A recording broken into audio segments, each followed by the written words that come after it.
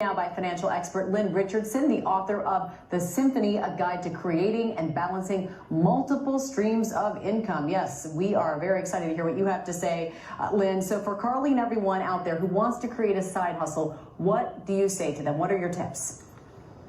Well, the first thing I'd tell anybody to do is to ask themselves 3 questions. The first question is, what do you do naturally?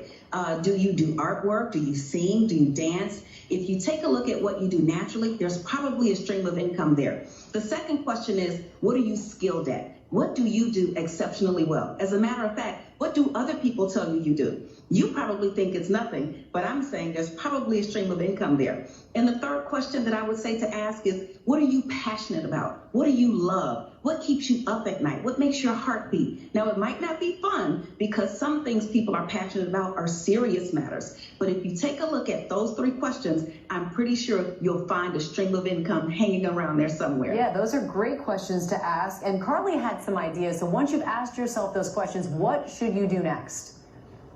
Well, the very next thing is to keep your expenses low. So I know Carly likes tie-dyeing, but there may be some expenses associated with that. But having a virtual fitness company, wow, there's no overhead, and it's a great opportunity to not only get active, but to help others do so while earning income. The other thing that I'd say is promote your business. Years ago, if you wanted to start a business, you had to get an ad in the yellow pages or a billboard, very costly things. Now, advertising is free. Get all of the social media platforms, Facebook, Instagram, Twitter, LinkedIn, YouTube, you name it, and instantly your business is available to billions of people. Now, that's such a good point. And the setup, you say, is pretty simple, and there are great tax benefits too. Tell us about that.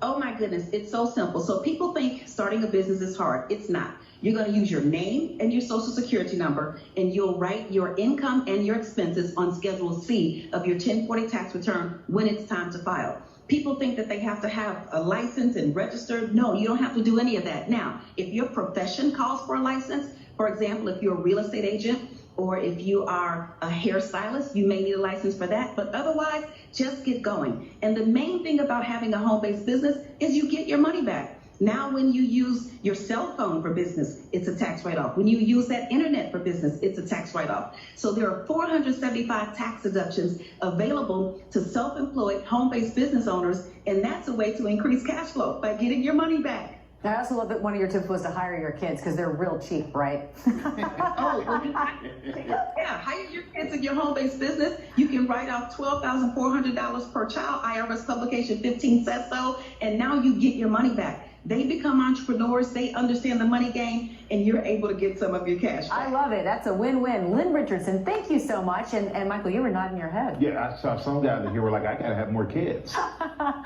right.